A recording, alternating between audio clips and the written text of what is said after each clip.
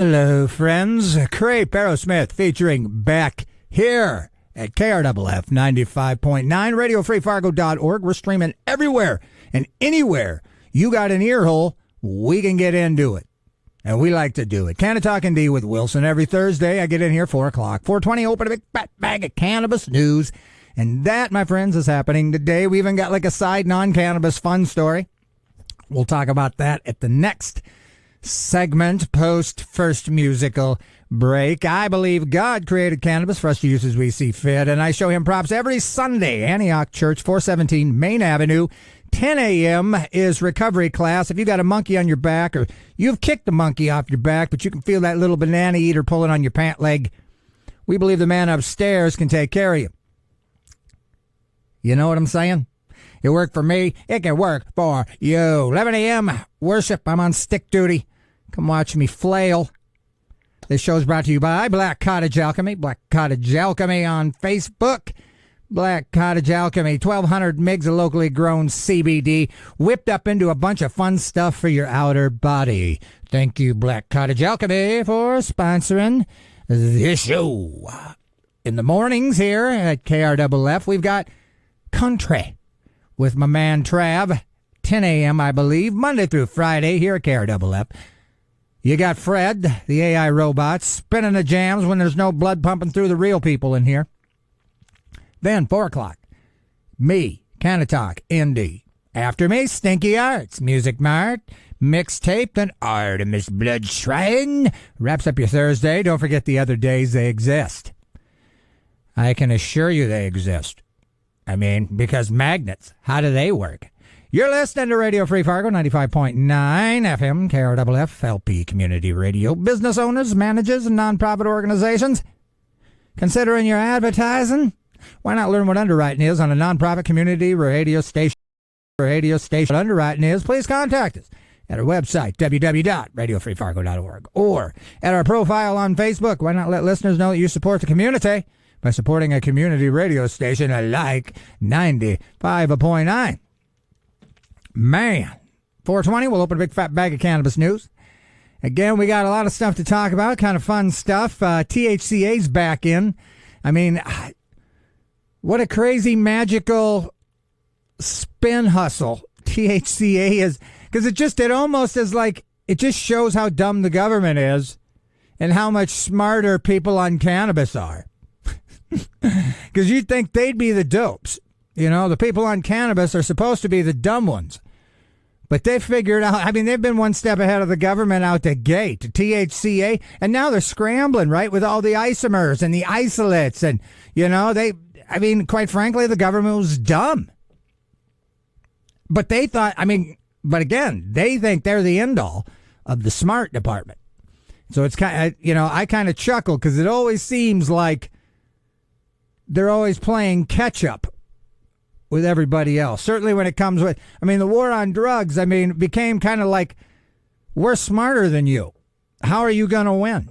And it's like, well, that ain't right. How? How? You're supposed to be the idiot. But anyway, I'm Wilson. Canna-Talk ND with me. It's, the weather's not great here if you're in the upper M West. We're supposed to get a bunch of March madness. And by madness, I mean snow, not basketball. However, I believe that probably exists too. But that ain't my thing. Maybe it's your thing. But, it's a beautiful day in the neighborhood. Thank you for joining me. And again, 4:20, we're going to get really into it. Now I'm just kind of biding my time until I can play the first musical break. And I don't know if I got OCD, but it's got to be 4:05. I don't know why, but it has to be.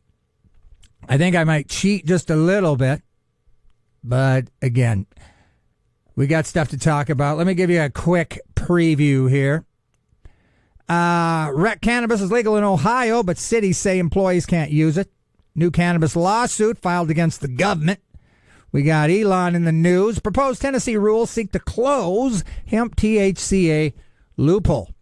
Again, a loophole that is hilarious that, vape pen liquids from legal and illegal markets contain nanometals. We'll talk about that. South Dakota Governor Christie, you're killing me. And we'll talk about her Delaware, they approve House-passed bill to expand medical. We'll talk about that as well. Lil Wayne's in the news. Wyoming, Kansas, Washington.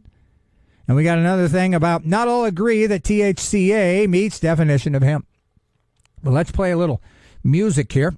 Again, you're listening to Canna-Talk ND with Wilson on KRFF 95.9. Here's a little Sun Squabby Cinnamon. You're welcome.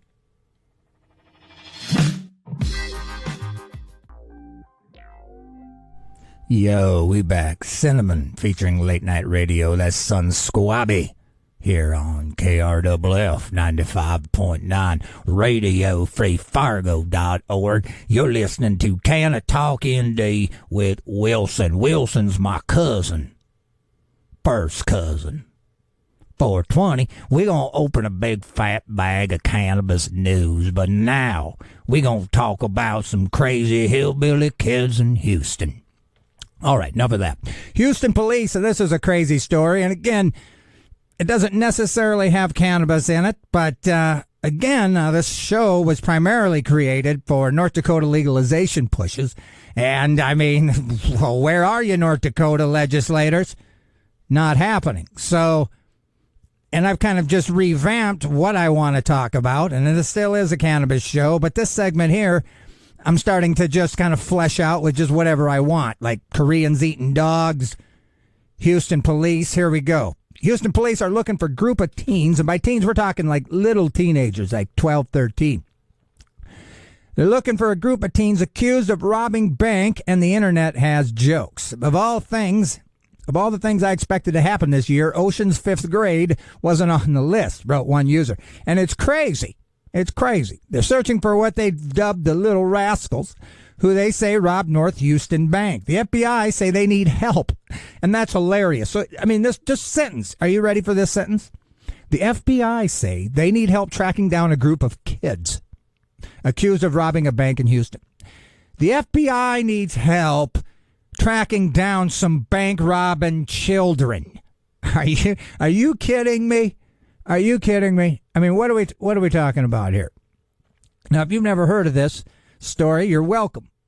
The three teenagers nicknamed the Little Rascals by investigators. And what a cheeky name to call some felonious felons. Yeah, they're little, but you know what I mean? If it was Vin Diesel, he'd be getting prison time. He wouldn't be calling Vin the Vin Rascal. All right. Threatened a teller inside of a Wells Fargo bank in the north side of Houston on Thursday afternoon. Witnesses said they didn't see any weapons, and the children, believed to be between 14 and 18, still left the bank on foot with an undisclosed, because they ain't got a driver's license yet. You know what I'm saying? And their scooters, the battery wasn't charged on their getaway scooters. Still left the bank on foot with an undisclosed amount of money, which whenever they say undisclosed, I feel like that's never a little bit. If they got away with $15, they'd have said, no, they'd have disclosed it. But if these little hoodlums got away with, millions or hundreds of thousands, well, they're going to say undisclosed. It's just kind of like in the DSM-4 of like head stuff. They'll say non-otherwise specified, just so they can keep billing Medicaid or Medicare. But, it really is, there's something. Personality NOS. All right. The alleged robbers are believed to be minors, which led this Channel 11 to blur out their faces in their reporting. On the other hand, FBI Houston sent out a tweet, which has amassed millions of views, without any censoring to see if citizens can help identify the suspects. And now I would imagine that if they've been caught, I would have heard about it. The Houston police would have called me personally, I'm sure. So FBI Houston, they posted, recognize these little rascals. Believe it or not, they just robbed the Wells Fargo. If you know who and where they are, contact police immediately. And I almost feel like, who's going to rat on some kids? Really? I mean, I'm going to tell them, and this is a radio show. I'm not really serious. I abide by most of the 10 Commandments. It was already hard for some people on social media to imagine, why the teens weren't able to be subdued, right, by any bank security, nor how the tellers perceived the children as a credible threat. No apparent weapons. I mean, they just walk in there and go, what? We're going to kill our babysitter if you don't if you don't throw down some cashy? this is an insane story. And again, it's not necessarily about cannabis, but you got to be high out of your mind to think this isn't a crazy story. It's also astonishing to some that the Federal Bureau needs help with this at all. Again,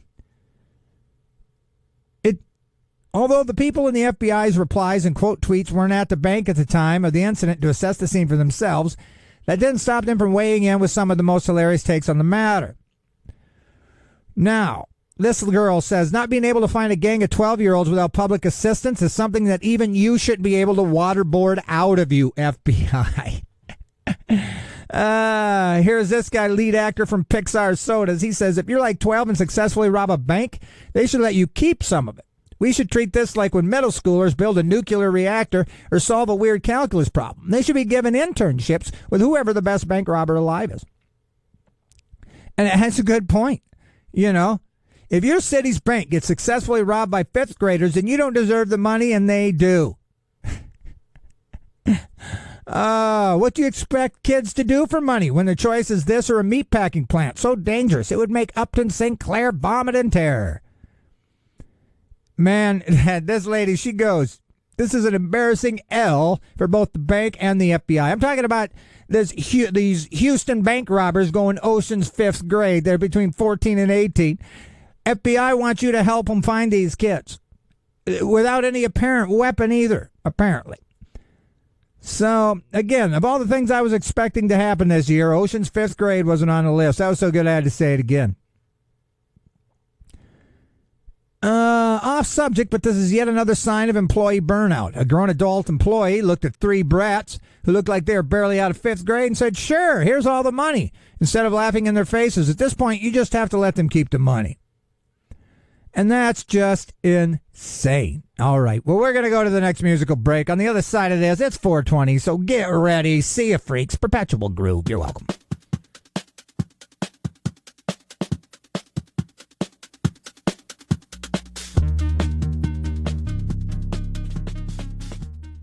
And you're listening to Sea of Freaks, Perpetual Groove, here on 95.9 Radio Free Fargo.org. It's 4:20, time to open a big fat bag of cannabis news. But first, programming on 95.9 FM Radio Free Fargo is being underwritten by Drummer's Journey. Drummer's Journey offers percussion instruments, hardware, electronics, accessories, and more. They have full service for drummers, including repair, custom building, and lessons.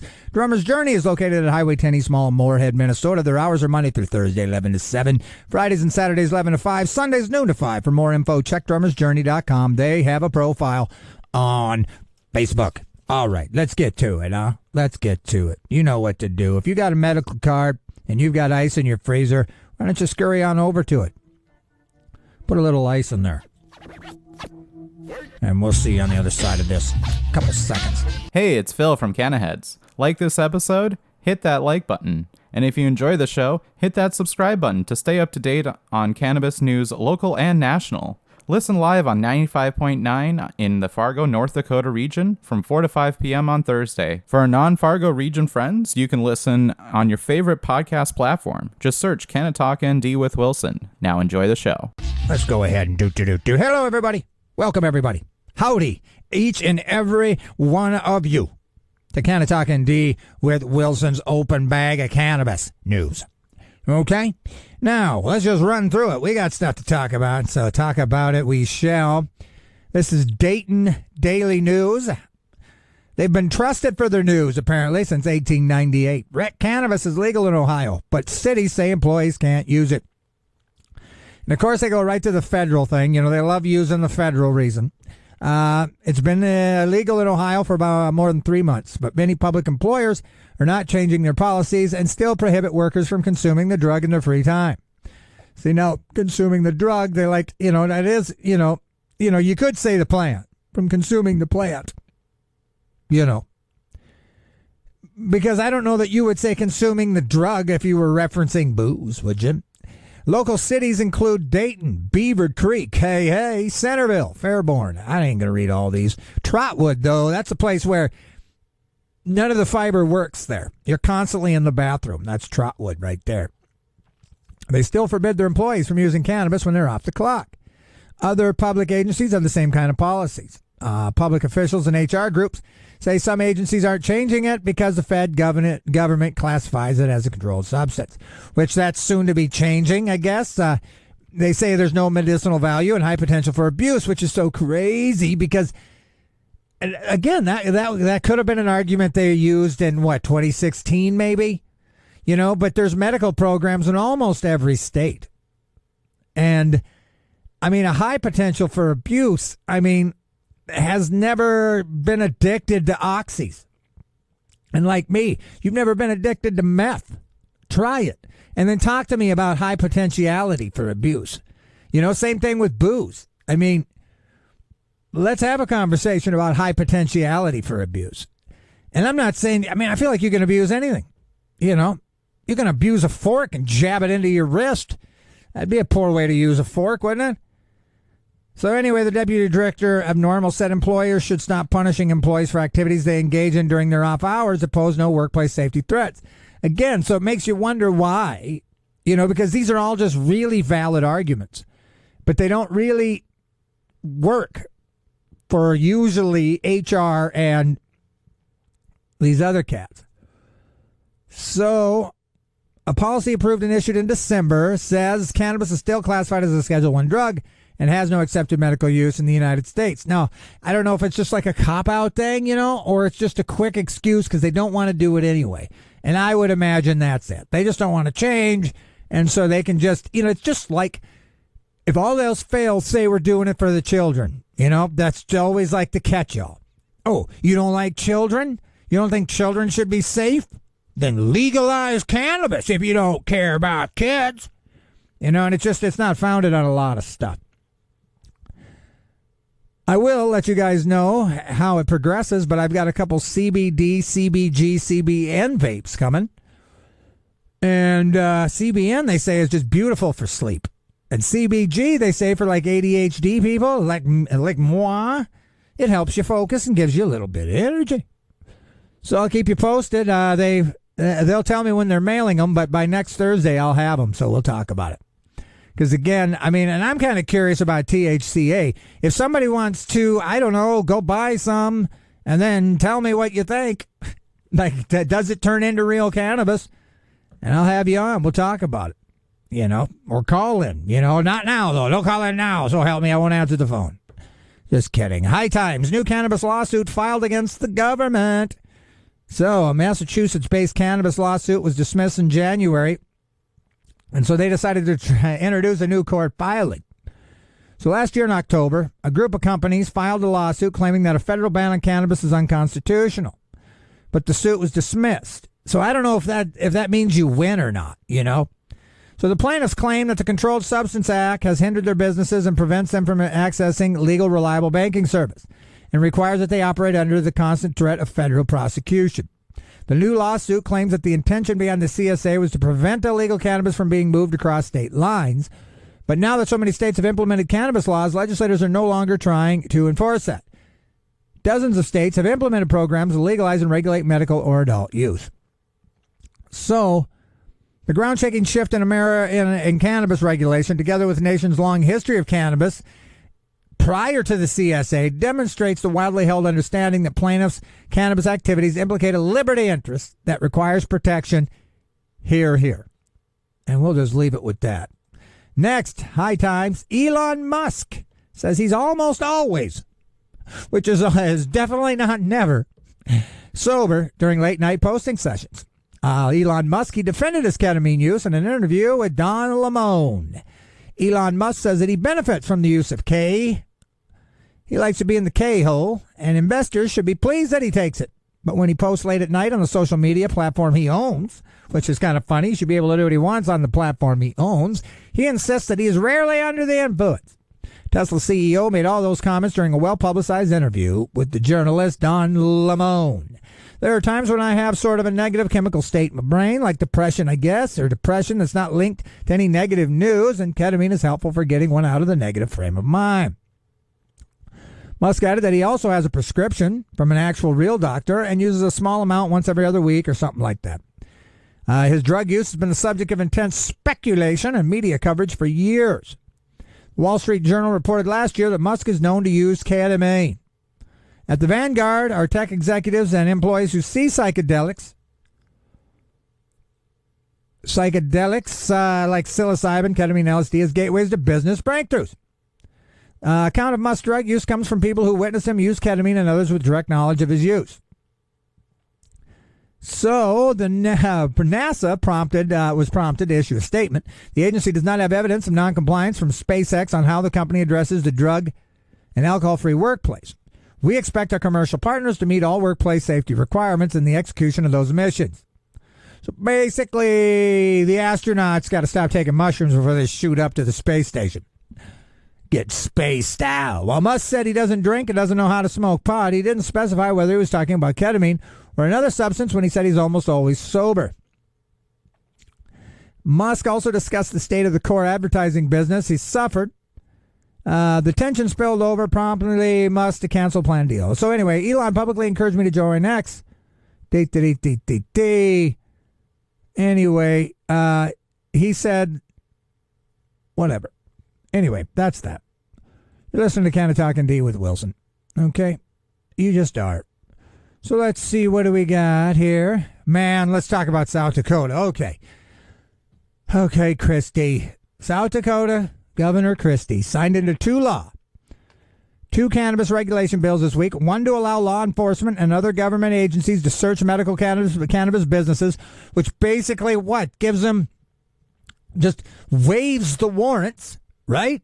Waives the warrants and just lets you traipse on in whenever you want. If you're or other government agencies, so FBI, DEA 123, BCD 123. Whatever other government agencies that could be. Homeland Security. And one to ban intoxicating hemp products in the state. Now, again, this has been a long time coming, and it's just crazy how far they've had their head in the sand, and this is all states, on that 2018 Farm Bill. I mean, it changed everything. It essentially legalized cannabis. It did.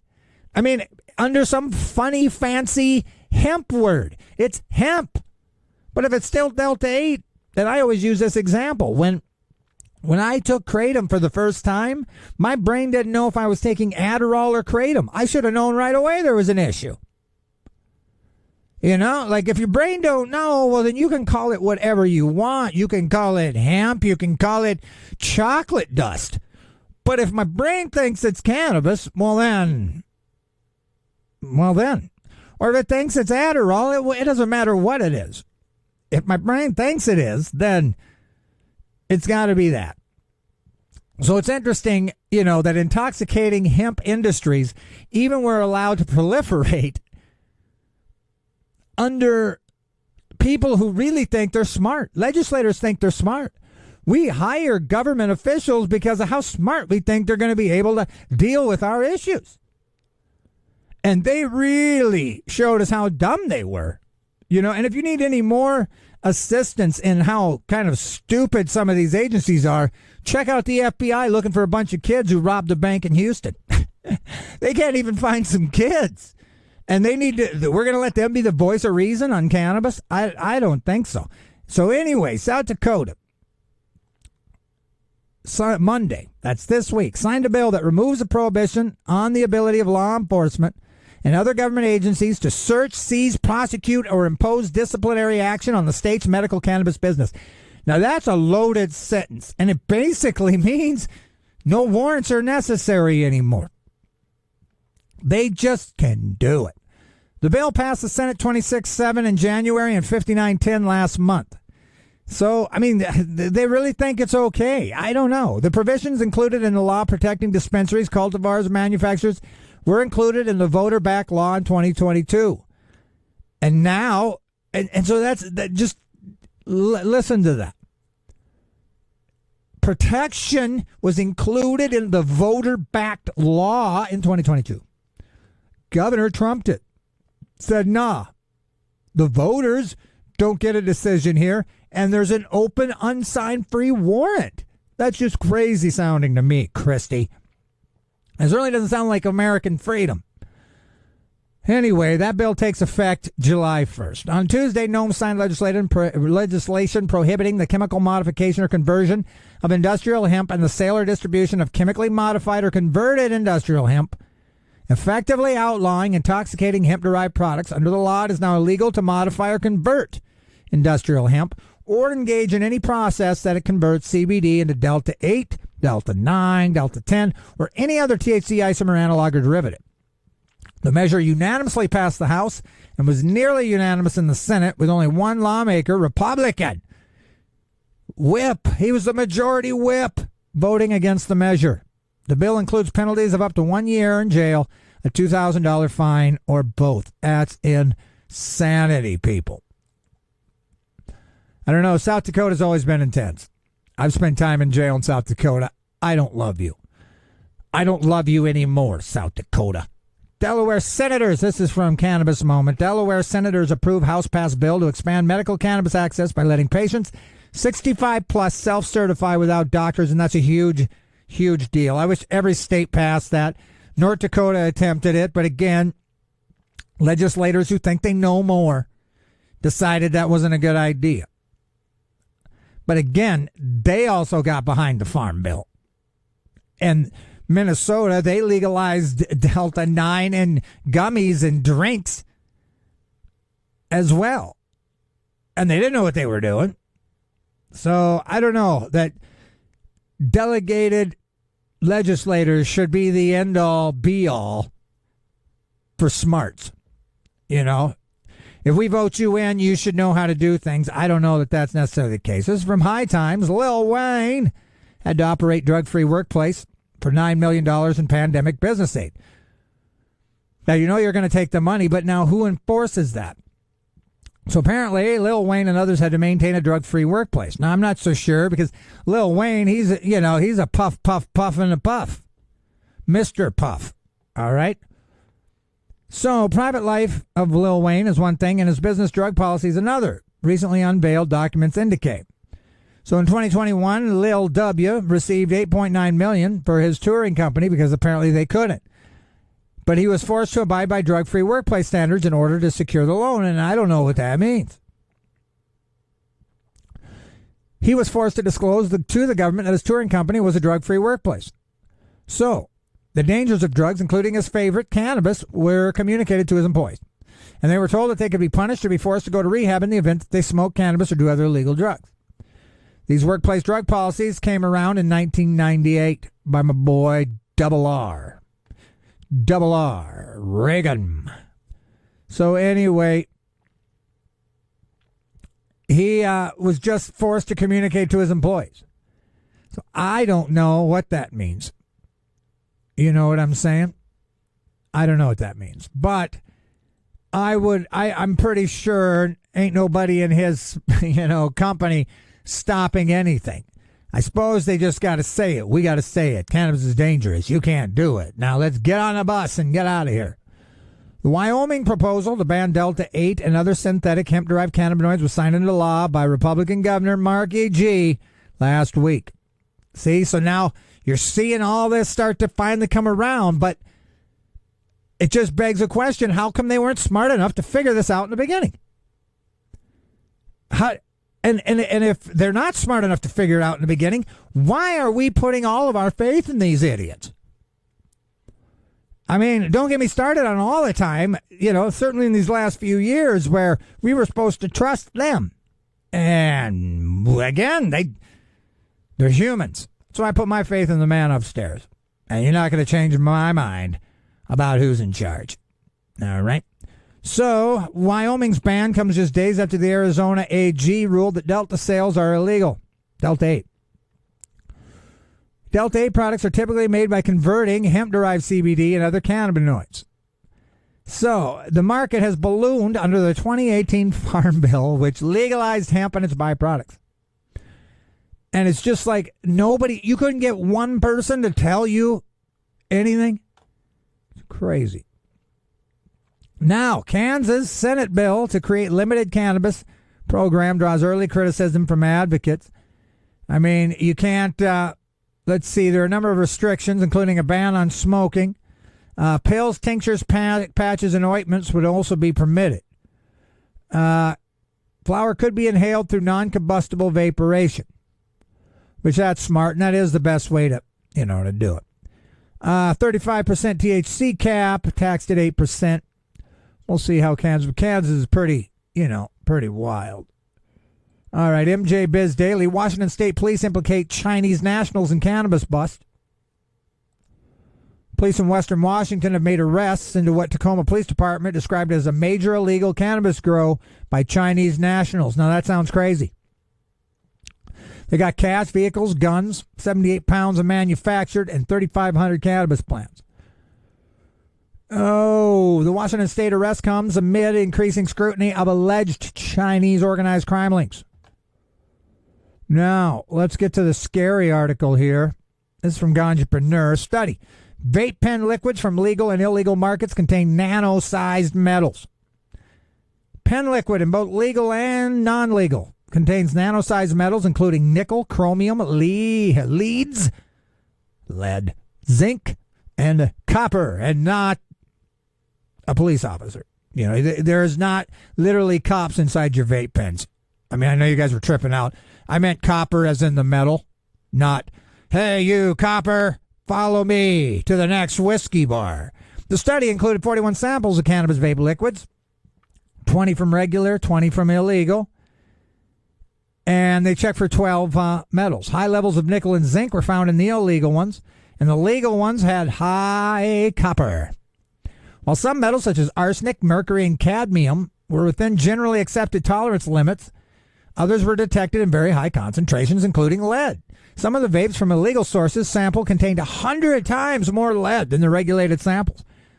I don't even know what metal's doing in there, to be honest with you. I think I just found out. Research suggests that further research on devices is needed to better understand the composition of the metal parts of the devices, as well as other factors that promote leaching of metals into the liquid. Again, you've been listening to Canna-Talk ND with Wilson. I'm Wilson. I am happy to have you with me. This is from MJ Biz Daily. THCA meets legal definition of hemp, operators say, but not everyone agrees. Members of Congress already might have legalized cannabis, it says. They just don't know it, and neither do consumers.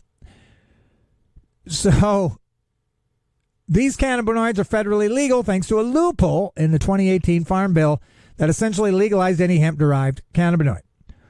So no, we're talking about intoxicating cannabis that's licensed, meets state compliance requirements, and is turned into consumer packaged goods sold in accordance with state laws. Only it's not being sold as cannabis. It is labeled as THCA, a naturally occurring, non-intoxicating cannabinoid that becomes THC when heated.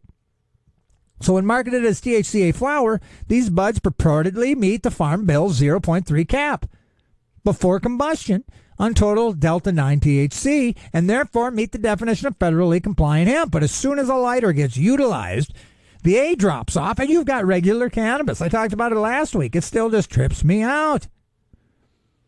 So, here's the thing. Unlike Delta-8 THC, and it's in third place behind Delta-8 sales. So, unlike Delta-8 and other intoxicating hemp cannabinoids, THCA sellers rely on a combination of well-timed testing and selective, possibly even misleading labeling and marketing. There's a very cat's out of the bag mentality around it. Some people view this as the actual legalization of cannabis in America. Other people view this as a loophole to be squashed and are advocating for it. But no matter, it's out there. People can buy it just like they would normal cannabis.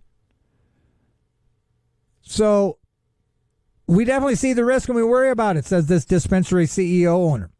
But there are plenty of genetics in the THCA realm now that that can keep you federally legal. So it's insane.